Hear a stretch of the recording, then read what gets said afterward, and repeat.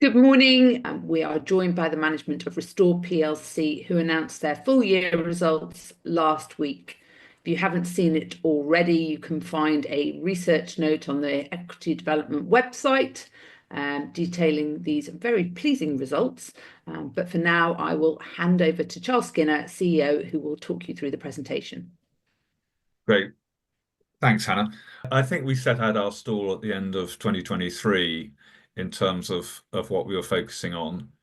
And the first thing, one or two people, or quite a few people, were worried about whether all of our operating businesses were good businesses. So the focus in 2024 was not on growing revenues, because you can't buy your way out of bad, you can't sell your way out of bad businesses, in my experience. So everything was about improving the operating margin.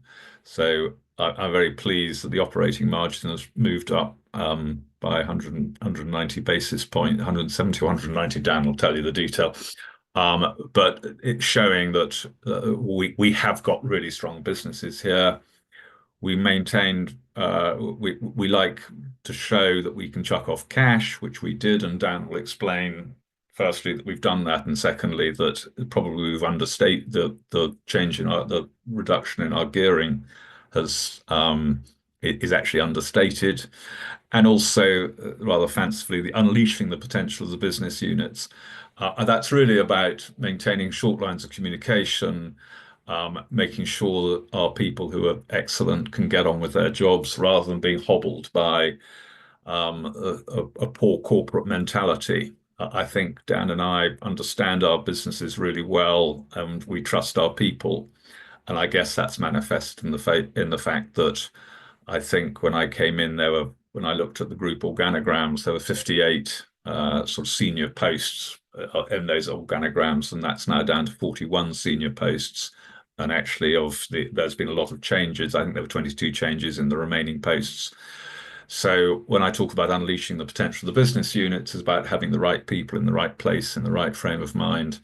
And I think we've achieved that. And I think our teams are really happy. They know they can talk to Dan and me about key issues, and that we will not get in their way. We will support and question where we need to question. It was quite a big move last year to integrate what was our digital division and our records management division. What we found is increasingly our customers look to us to help them to work out what should they scan, what should they store. We've got a lot of flow between those two customer bases, and really they were sort of not exactly fighting against one another, but putting them together has given us particular strengths, especially in terms of dealing with the public sector and the NHS. Dan will probably talk a bit more about the detail, but a key point is that the key measurement in our core records management business is, what does it cost to store a box? We've got a fairly good idea about what we can charge for a box, but if you can drive down the cost of storing it, then that enhances your margins. And we have opened one, which is now half full, Markham Vale. We're in the process of opening a site in Durham. Both of these are low cost, big buildings, which significantly reduce the cost of our storing a box. They make the operations more efficient, and the outcome is higher margins in the business. We continue to win some pretty good contracts, probably, I think, Department of Work and Pensions. We say one of the largest, I think it probably is the largest mailroom. A mailroom being where, if you write nowadays you write to the DWP, you write to HMRC, you write to the Office of the Public Guardian, you write to the Land Registry, your letters are coming in to us, and we're processing those before we so that the people who work in those receive all their mail in the right order at the right time later that morning. Thanks to our great people who get up at 6 o'clock in the morning to pick up the post, scan it, and send it through. I'm also really pleased that our data shred business is a really high quality business, but the quality of its earnings were masked by the fact that the paper price was shooting all over the place. 75% of our revenues in that business are service revenues, which are incredibly predictable. We're gaining market share, but it's a slow haul because most customers hang around for at least 7 years. But by hedging our paper price, what we'll be able to show, and which enables us to budget more clearly, but by hedging the paper price, which so that half of what we produce, we've got a fixed price for the next year. That will make it absolutely clear how profitable and how stable that business is. Just on the ESG, obviously, you'll be familiar with having to read through 30, 40 pages in the report and accounts of most companies about their ESG strategy. We want to be and are a decent, sensible citizen. We've probably spending in excess of £1 million a year converting our vehicles to the most sensitive place we can in terms of controlling our buildings. We really believe in this stuff. We're committed, we're pragmatic. We don't want to make a big noise about it, but we feel that this is part of our job as a serious employer, serious part of the community to do that. And also given the fact that our customer base tends to be blue chip companies, tends to be public sector, that we know that when we're pitching for business, they can see that we're doing the right thing. And Dan will talk more about the recent acquisition we made. I suppose in part it's a reflection of the confidence that our businesses are generally in really good shape, and now we can look at opportunities where we can accelerate growth, where we can enhance earnings. So we're good at acquisitions here. We stick to the knitting generally. Synertec is pretty much sticking to the knitting, but it's a reflection on our confidence in our core businesses. So moving on now to divisional performance. Oh, thanks, Anna. We've a lot of people said, well, you've got these two rather oddly lumped together divisions. Can we know more about the detail? And so we're now presenting, instead of having two divisions, we're presenting the 4 divisions. Information management is clearly our largest division. This is the combination of our records management business, which is storing bits of paper in cardboard boxes, and our digital business, which is taking the data which may be in hard copy and turning it into soft copy. What we've been doing on the boxes side is very much about ensuring that we get price rises through and then holding our costs to below the level of those price rises. And so it's an incredibly stable business, and we are driving up margins there. We've had issues really in our digital business, which have been around 2 things. Firstly, that we do the digital business really has 3 business streams. One is mailrooms, which those things that I've described, whereby you send in a letter and we convert it into something which our customers can have in a very accessible digital form. Some of that hasn't, so that's one income stream. Another income stream is data hosting. That's people who probably scan documents for, who we now hold, and I think we hold 200 million documents on that. And the third one is bulk scanning, which includes things like the exam contracts. If you've got children who are doing GCSEs or A-levels, those papers are likely to pass through our hands as we digitize those for the markers.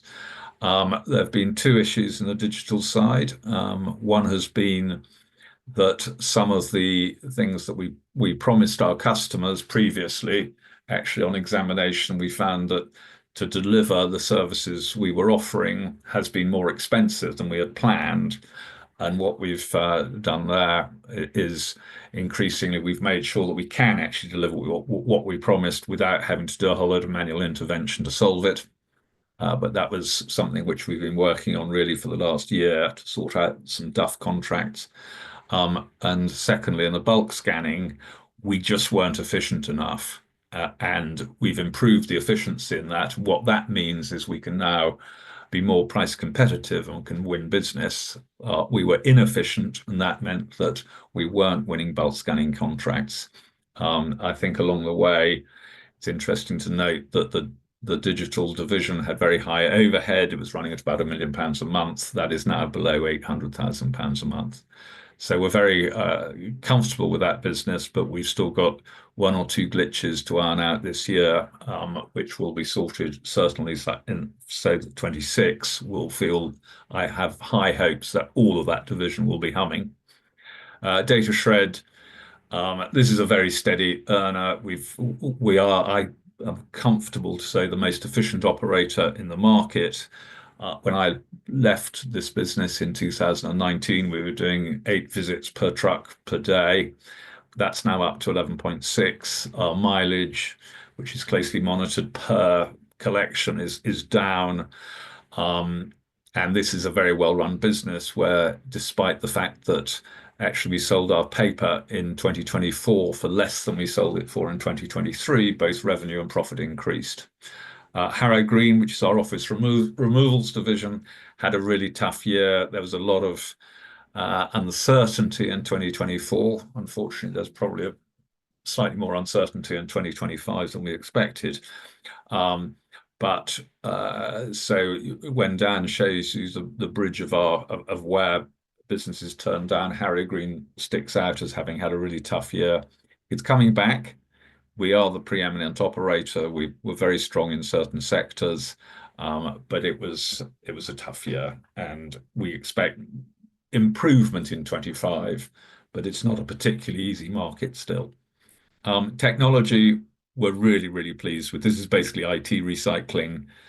The business was a shambles in 2023, losing money. We've probably lost money in the first half of 2024, but we're finding now that we have got a really good offering. We're really effective. Our competitors are very weak. One of the great things was, although we were pretty hopeless in 2023, there was nobody else who was eating our lunch because everybody else was equally hopeless. And where we've got to is a position where there's one particular area, which is that increasingly people outsource their IT, typically to the value-added resellers. So that's Softcat, Computer Center, CDW, Beckler. And they outsource it to these people who are sellers of hardware, but they also expect a service related around how do we know where all our assets are? How do we know where our laptops are? What happens if somebody working from home throws coffee over their machine? How does it get replaced? And then also at the end of life, what happens to it? And we're finding increasingly that value-added resellers really respect our offering.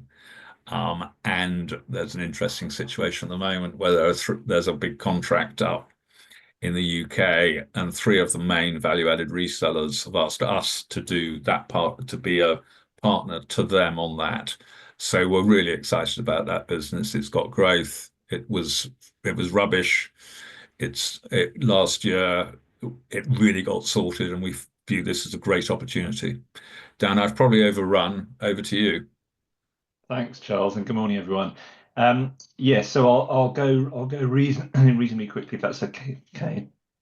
So just starting on this slide, we said our focus for 2024 would be the operating margin and driving it towards 20%. We're still holding on to that target, so reiterating that target as part of the results. Listed on the page are the main levers we are working on by either group or one of the 4 divisions. I won't go through all of them, but I'll just pull out a few. So maybe just starting at the top, we said we'd revitalise the businesses through decentralisation. We said we'd right-size the head office team. What that means in practice, Charles touched on this a little bit. We've got 17 fewer roles now, fewer senior roles, and a senior role effectively the management of the divisions and all the group team.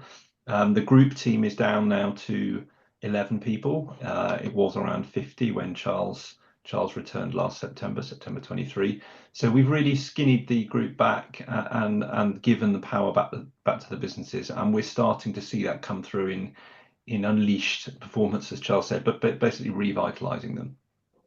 So that's the group revitalization and right sizing. The other point I pull out is on information management and the property consolidation. Charles touched on this a little bit. We ran a couple of site visits last year, so some of you will have been to see our Markham Vale site in up the M1 near Chesterfield. So that's effectively what that is moving out of older, smaller, less efficient records management storage sites into larger, more efficient and cheaper rent sites. So Markham Vale is 100,000 square foot. It's got a box capacity of 1.4 million, and we are exiting 5 sites to move into Markham Vale, predominantly from the southeast, mainly Redhill and Paddock Wood. Broadly, it's about £1 per box per year saving we get, so it's quite significant.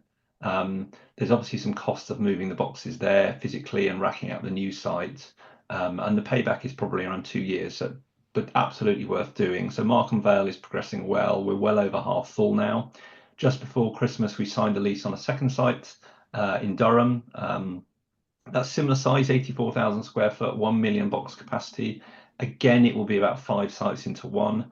So that's 10 sites into the 2 new big sites. And we're looking for a third large site as well, probably in the southwest yet, but we haven't bottomed out exactly. So all told, that will be around 4 million boxes that we move, which is about 20% of the boxes we have, and effectively a rent arbitrage per box. So we said we would do that, cracking on with it. More to come over the next year or so, but really pleased with progress so far. The third thing I would call out is data shred. That's all around, and again, some of you have been to either Optima Park or South Kirkby and site visits. That's all around incremental efficiencies. So the KPIs they're looking at in that business are number of visits per day, which are now around about 11.7 per van. They were about 8 2 years ago, so really good progress there. Miles in between each visit, kilograms loaded per visit. Charles said we're the most efficient. We're really focusing on all the small things, and we're confident in saying that we've got very, very high efficiency there. So really pleased with progress in that business. Hannah, maybe I'll just skip one slide to move on to the bridge, which is slide 7. The next one, thank you. Charles only allowed me one bridge, so I thought I'd put everything on one page. What this is doing is looking at profit before tax year on year. You'll see far left to the far right, up 14%. Now that is net of share-based payment charge. That's something we didn't have in 2023, we did have in 2024. If you exclude that, it's at 19%, which I'm not saying to give another adjusted measure, but I'm just saying that demonstrates the underlying momentum in the business, which we're really pleased about. You can see some of the things that both Charles and I have touched on in the individual categories. Perhaps pull out some things we didn't touch on. Pricing on the left-hand side, so that's within the boxes business. Almost all the contracts now are either RPI or CPI linked. We put a significant price rise through last year, 2024, as a catch-up, and we're just putting the price rises through this year, which are 2.5%. So that's going well, and we're pleased that we've linked those contracts to RPI or CPI. Digital integration, that's the combination of the digital and the records management business to form information management. We said that would save 3 million, cost about 3 million, 3 million annualized. We announced it last half year, so July 2024. 1.2 is the savings that we managed to achieve in the second half of last year. So obviously that's a ramp up, but we're now at the run rate where we've got 3 million annualized savings. So very, very happy. Very, very happy with that. Just perhaps call out one thing in data shred. So the blue box towards the middle, the paper price. So 75% of that business is service charges. So people pay a monthly cost to come and have the paper confidential bin emptied. 25% of the revenue of that business is paper. So we're selling the shredded paper into paper mills. Paper mills then use it to make tissues or cardboard or paper. There are 3 large mills in the UK that we sell to. Previously, that has been at a spot price, and the year-on-year average in paper was down £10 a year. So on 52,000 tonnes of paper, that equates to about £500,000 less profit. What we have done for this year is hedged around half that volume, so 25,000 tonnes. So we've entered into agreement with one of the 3 large mills to fix the price for a fixed volume for 12 months, which we've done just so we can be really share the quality and predictability of that business. And then perhaps just on the right hand side, the head office savings, that's a reflection of the first point I touched on, the lever, so reducing the head office head office team is coming through in annualized savings. So then perhaps, Hannah, I'm conscious of time, I would just skip quite a few pages to page 14 or slide 14, which is the capital allocation slide. To the extent you've got questions on the individual divisions, we can of course come back to that. Thank you, Hannah. So capital allocation, we've revised it slightly this year. Effectively, we said last year we would have a range of 1.5 to 2 times net debt to EBITDA. That's net debt excluding leases. We started the year at 1.9 times, so pretty much at the top of the range. We finished 2024 at 1.6 times, so pretty much at the bottom of the range. We still think that that range is appropriate, so we'll stay in the medium term between 1.5 and 2 times. We've deleveraged in a year where we have had some relatively unusual spend. So we paid for an extension to be built on our freehold site in Kent, which is where the BBC archives are kept. We've paid for moving the boxes up to Markham Vale, which is roughly £1 a box moving cost. We've paid to fit out Markham Vale. We've paid for some of the digital restructuring, and also we bought some of our own shares. That roughly equates to about £10 million of relatively unusual spend. So despite that, we have delevered from the top to the bottom of the range, which is just really showing the cash generated by the business and the high quality cash conversion. When we look at what we're doing on capital allocation, we really look at 2 categories. One, either invest for growth, and 2, shareholder returns. Within invest for growth, we'll always invest in our business first if there's if we can deliver attractive returns. What we're now looking at again, and this is much of the history of Restore, has been off the table, is now back on the table. We'll look at value accretive acquisitions in our core adjacent business areas. So we'll stick to the knitting, as Charles said. Synertec, which Charles will cover in a second, sits within the information management division, but we'll look at acquisitions where it makes sense, clearly within that 1.5 to 2 times range. Then just on the right of the slide, shareholder returns.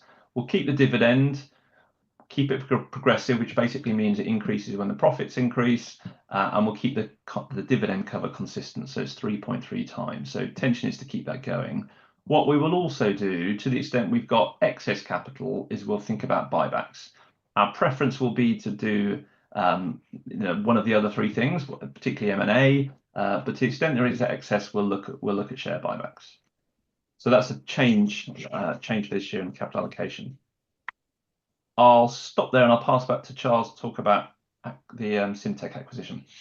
I'm going to talk about Synertec, Dan, even though it was your transaction. Happy to if you want, Charles. Don't mind. You talk about it because I talk too much. Okay, thank you. So Synertec, this slide is really there to show what we like in our core businesses.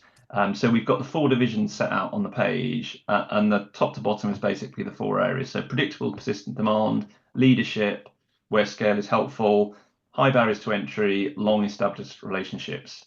All our businesses tick those boxes. The only exception to that is Harrow Green, where it's less predictable, less persistent demand. That's the relocations business.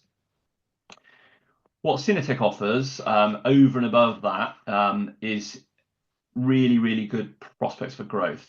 And that's perhaps if you just flip to the next page, Hannah. What Synertec do is outsourcing appointment booking in hospitals. That's 85% of their business. So they typically, a hospital will have its own admin function that is within each of the departments that is organising appointment booking. What Synertec does is it outsources that, and it triages whether the patient should be sent a letter, a text message, an email, or through the NHS app. And they charge revenue per communication.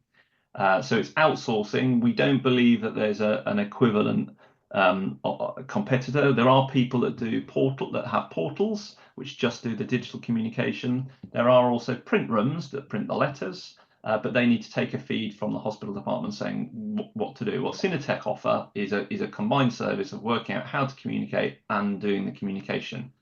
25-year-old business, founded 1999. Head office is in Wellington, in Somerset near Taunton. They've got 3 print rooms across the UK, Bristol, Milton Keynes and Warrington. They're each about 20,000 square foot. What they are is really, really well run automated facilities, big printers and an envelope machine. It all runs, we're hoping to do a site tour in Milton Keynes later in the year, so some of you will be able to see this, but it all runs like clockwork. Basically, it takes the feed from the consultant in the hospital saying, I'd like to see Mr. Skinner in a month's time, and the letter just comes out automatically. The only intervention from people is loading up the paper and the envelopes at one end of the process, and then at the other end of the process, taking out the envelopes that have already been filled and stuffed, ready to go onto the back of a Royal Mail or a Whistle van. So really predictable, recurring, long-term contracts, all the things that we love. Maybe just on to the next page, Hannah. It will fit within the information management division, very complementary to our mailroom. So Charles talked about that. So that's if you're writing to HMRC, you're actually writing to Restore. We've just won the DWP contract that we're starting this year, so very complementary to that. What's really good is if you look at our customer base and their customer base, there's an awful lot of customers that we know that they don't have, both within the NHS, broader public sector, for instance, local authorities, and also corporates. And within the NHS, they've got a low penetration rate, probably 3/4 of white space to go after. Within the rest of the public sector and corporates, there is a huge amount of white space to go after. So it gives us confidence that they can really grow very well. Good margins. One thing just to call out, their revenues, annualized revenues at the moment are about 70 million. Of that, 40 million roughly is passing through the cost of the stamps. So if you exclude that as a pass through, it's 30 million revenue business, makes about 5.5 million. So we view it as a 20% operating margin. But just to call out, there is that stamp, which is a pass through. Immediate earnings enhancement, so it'll add to the earnings in this year from date of the acquisition. That is Synertec. I'll pass back to Charles to the outlook.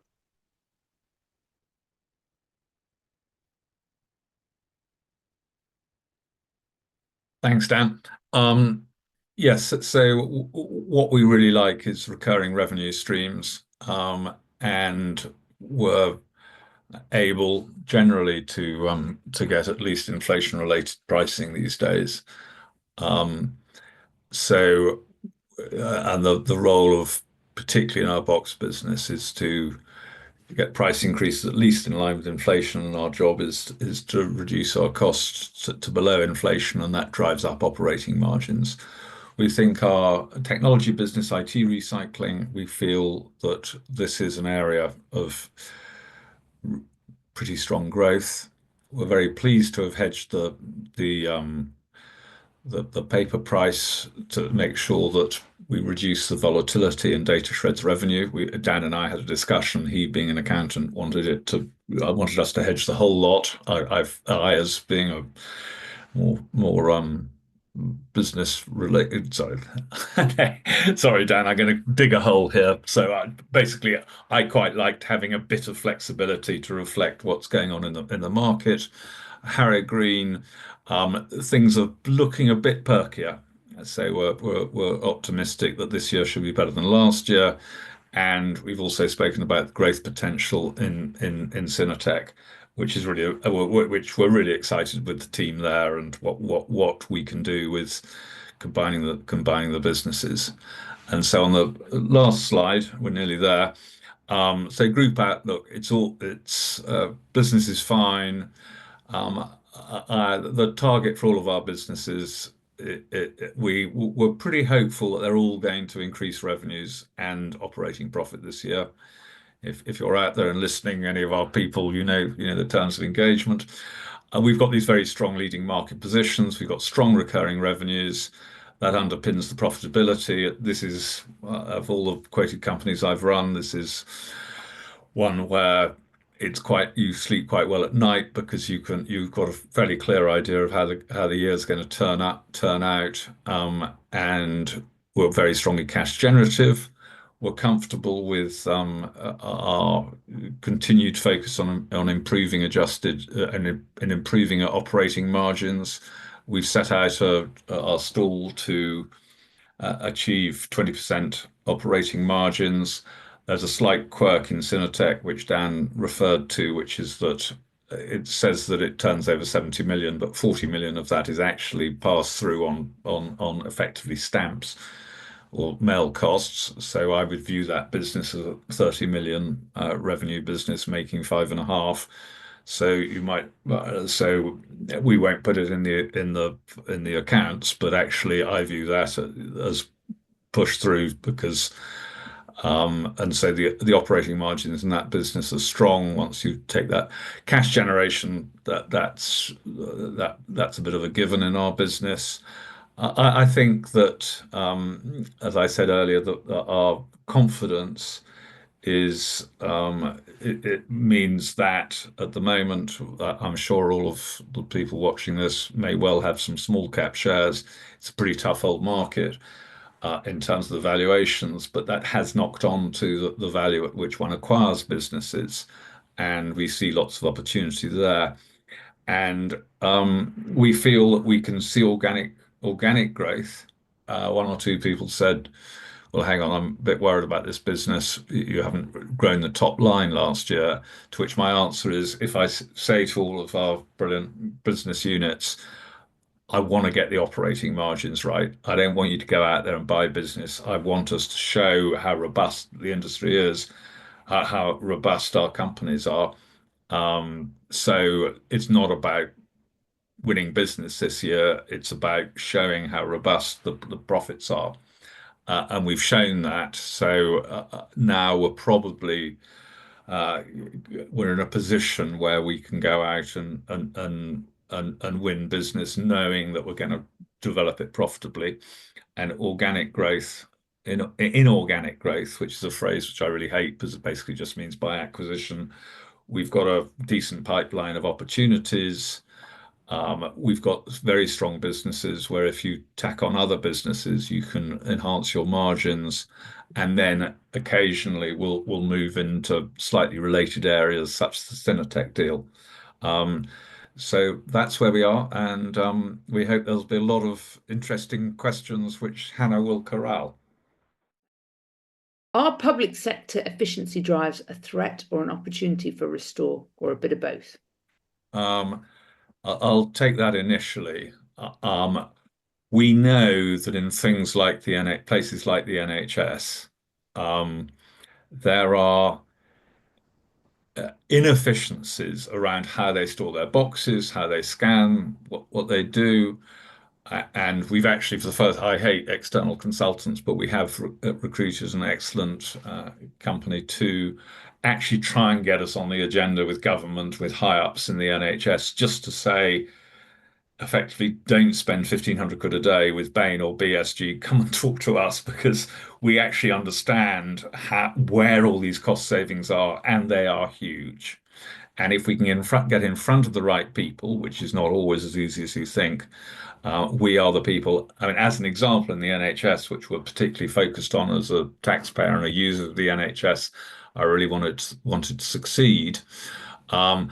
There are so many easy wins available if they were to use people like us, and you don't have to pay us even to advise you on how to do it. We're there. So the more things are shaken up, and the more obviously we don't want Doge crashing around our our environment, but if we can find sensible people, we can really deliver for them. There was a small sense that actually we're very strong in a lot of areas, so is there concentration risk? But actually the sort of stuff which we do is, we're not trying to sell the NHS an entire suite of IT. We're just doing the simple stuff much more effectively. So we view this as a really good opportunity for us, but also just for the average patient, the average doctor, whatever. We think we can do that. And that extends to other areas of the public sector. So we view this as a great opportunity because we know what we and our competitors do is good for efficiency. Okay, thank you. M&A. There's a question here about focusing on the previous management team and their focus on the IT recycling business and how they disappointed.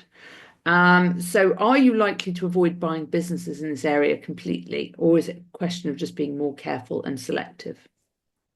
Sorry, Dan, you'll get one in a moment. It's pretty straightforward that there are areas like our records management business, which is boxes. There are areas like data shred where we have significant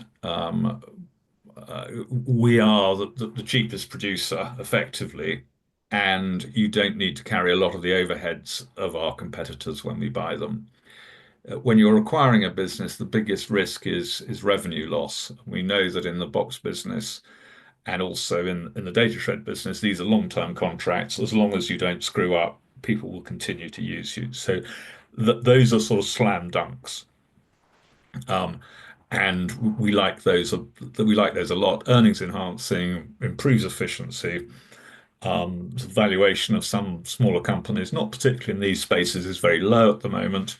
So we are, and also I think that Dan and I and the business unit managers understand what we're doing. We understand which areas we want to be in and which areas don't make any sense for us. So, for example, there was expansion in our technology division, IT recycling, where we went, right, we want to recycle. So we'll take any old IT. That's not what we're about. So it's about focus, understanding what we're good at in the IT recycling business. We are not interested, I'm afraid, in your daughter's phone. We're not interested, I'm afraid, in your school's 12-year-old laptops. What we're interested in is high quality kit from people who value the fact that they know that if you come to restore, if you're the facilities manager, you know that you're not going to, that if your piece of kit turns up in an environmentally unsafe place or unwiped, so the data's around, actually you're fine because you've given it to us, and we are the people who deal with this. So it's about two things. It's about realizing well, it's about three things actually. It's about realizing where you can just bolt on and enhance earnings very easily. It's about understanding what areas, what you're trying to do with your businesses, where can you get, where can you add value, where can you without risk drive up margins. And it's why, there are one or two businesses, possibly, certainly Harrow Green, office removals. I don't buy office removal businesses. It's all about relationships. What are you buying? It walks out the door. It's a bit of an elevator business. An elevator business being all your value leaves when you go down to when people go in the lift. And also in our IT recycling business, there are do we want to buy a business? Again, it's quite a relationship-driven business, so you've got to be very careful. You've got to understand which areas you want to be in, and then you've got to say, how convinced am I that the revenues aren't going to go anywhere? And it was very interesting with the delightful team at Synertec. I said, how about customer erosion? And it was a phrase which they were unfamiliar with. The customers, once they're on board with Synertec, it makes no sense for them to go anywhere else. And as long as we look after the Synertec management and these customers aren't going to go anywhere because we're providing such a great service, and those sort of deals work as well. So we're generally about sticking to the knitting. Obviously, when in the heady days in the future, when we're back on a 20 times rating, then perhaps we might do something stupid. But at the moment, given the history and acquisitions of this group over the last 3 or 4 years, we're not going to do something which we think there's any risk around. I think everyone will be reassured to hear that. Now, Dan, you might get an opportunity this one if we'll stick with the Synertec theme. And there's a question here. GP services, including appointments to NHS services, are now done mainly online. Why do you believe the NHS will continue with paper? Good question. Really good question. So in a sense, we're agnostic about whether it's paper or digital, be that I'll email, a text, or via the NHS app. because Synertec get revenue irrespective of the type of communication.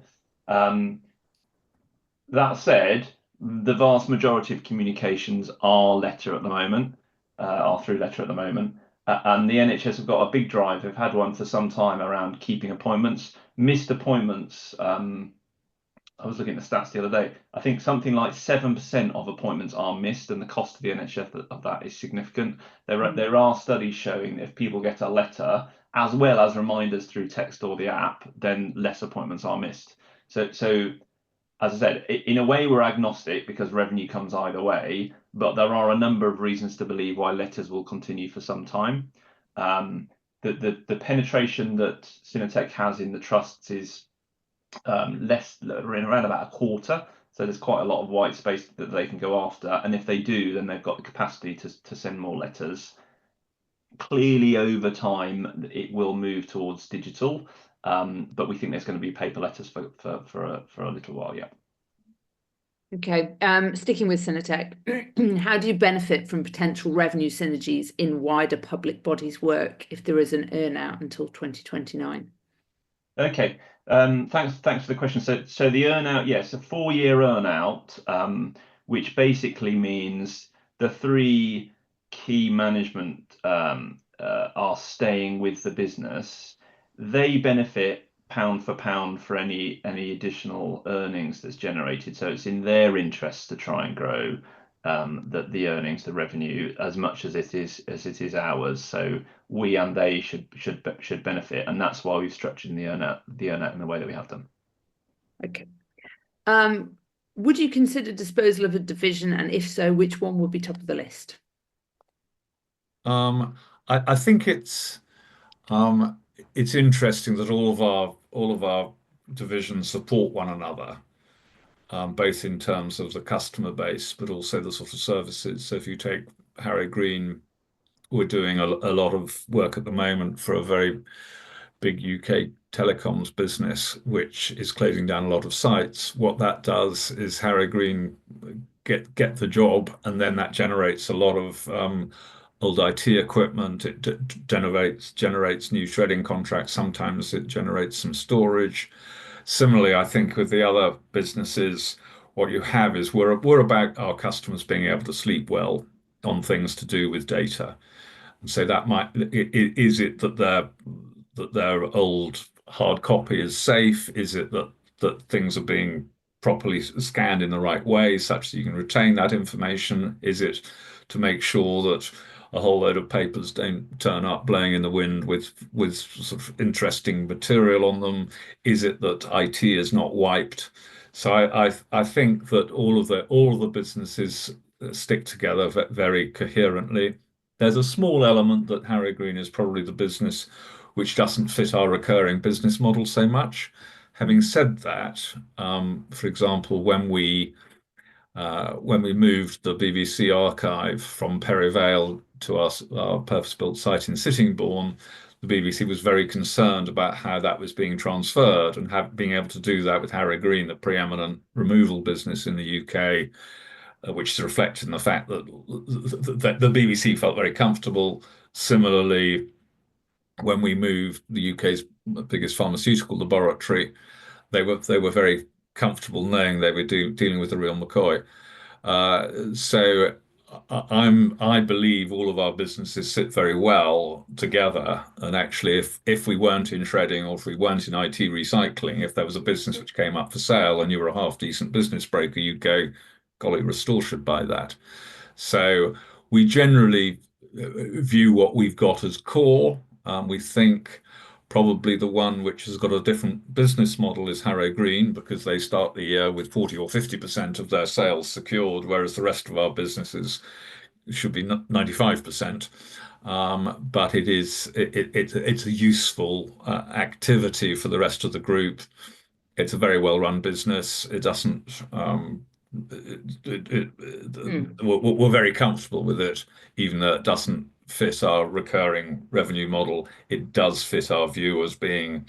I mean, our USP is really as one of our USPs is really being around. We really understand the UK. We understand UK offices. We understand how the NHS works. We understand how local authorities work. We understand how companies in the city work. So all of those things, people can feel very comfortable they're dealing with a UK-based business, which completely gets how NHS budgets work. Well, not that anybody really gets that, but all of these sort of things were part of the warp and weft of UK business society, and that's is something which we're really strong at. And when you look at our group, I was looking at it, all of our customers who turn over more than £10,000 a year. There's the first 100 we will all have heard of, and the rest you'll kind of go, who's missing? So, so we've got a very powerful customer base, and all of our services apply to most of those customers. You mentioned there in your last question, just at the end there, lots about the UK, and we've got a question here about geography. You've already talked about the divisions and where you think the best opportunity for acquisition. And this question centres around, your focus on England versus Scotland, Wales, and Northern Ireland, and what their opportunities are there to sort of expand geographically. I think within Great Britain, Synertec is interesting because the bulk of its business is with the NHS, and obviously NHS Wales and NHS Scotland is slightly different. And there's a very interesting example that in our shredding business, at the moment, I'm sure everybody listening is aware that offices have to sort out their waste from the 1st of April. So if you've got batteries, if you've got old bits of IT equipment, if you've got food, you can't put them in the same bin.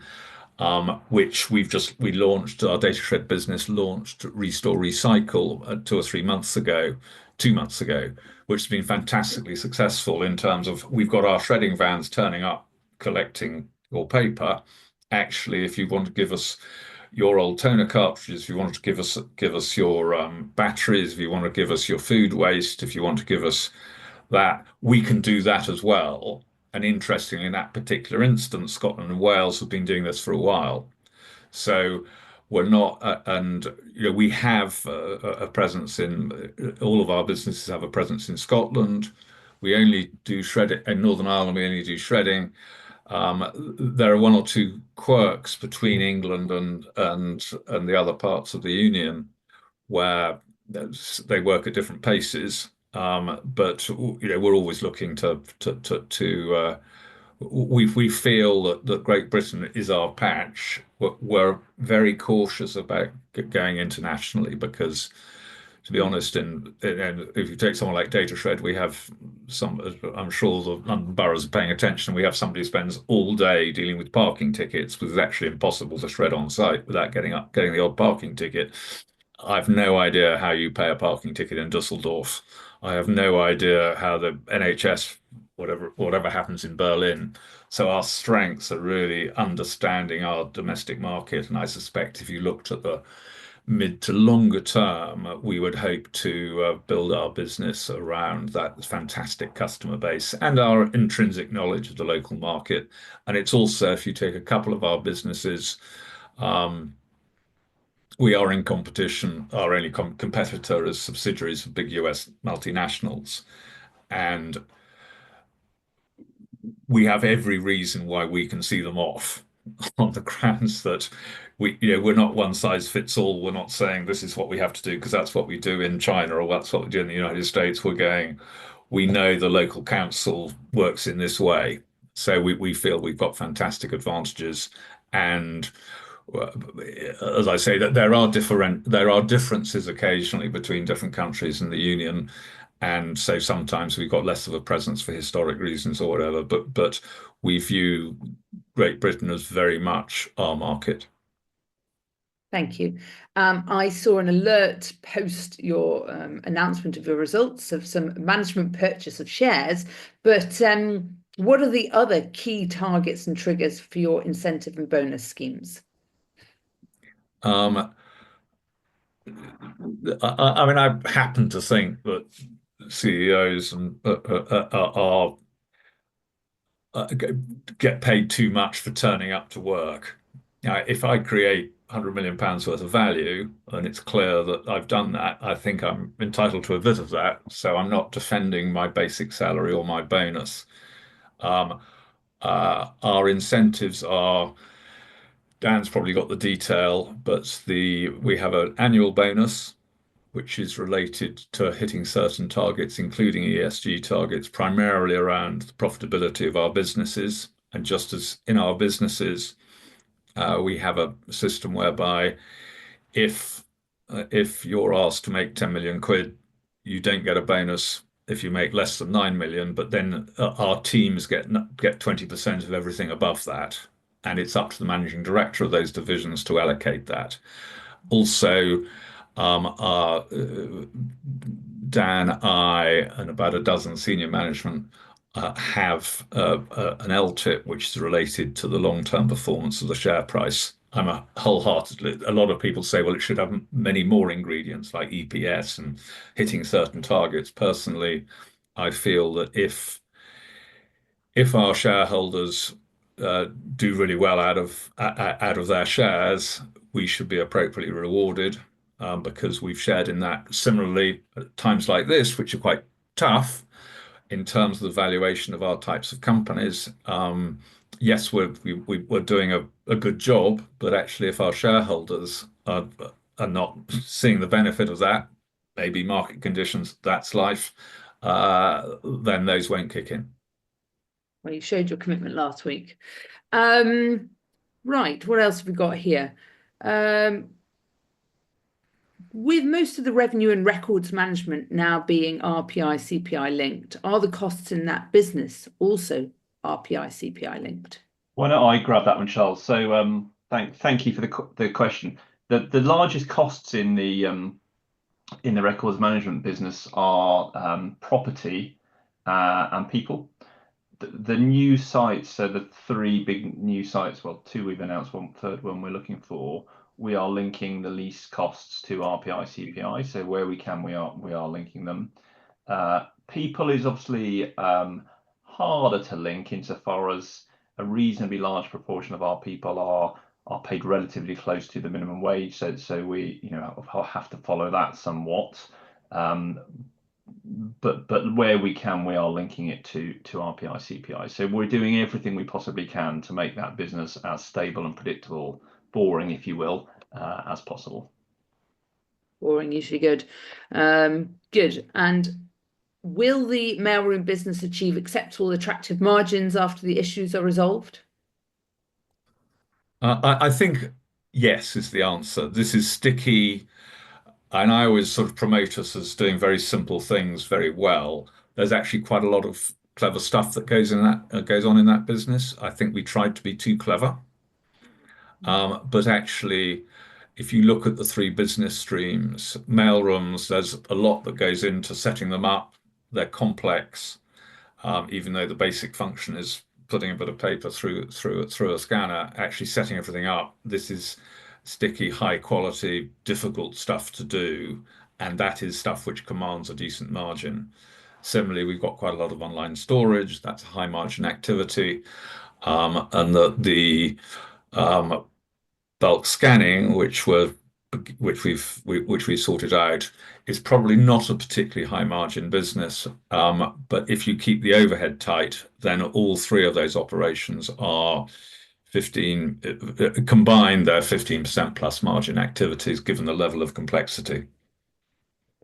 Okay, and do you plan to look at share buybacks on an ad hoc basis, or are you considering a formulaic rolling program? I'll pick that up, Charles, if that's all right. So we amended our capital allocation priorities specifically to deal with this. We'll stay within the 1.5 to 2 times leverage range.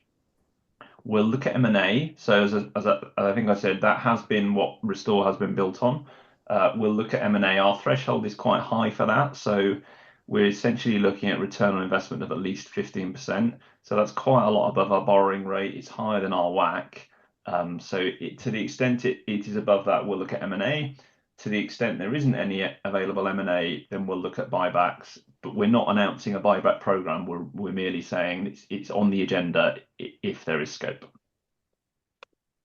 Then that is it for the questions today. So that just leaves me to thank you both for joining us and our audience. Please provide us with feedback when we do ask.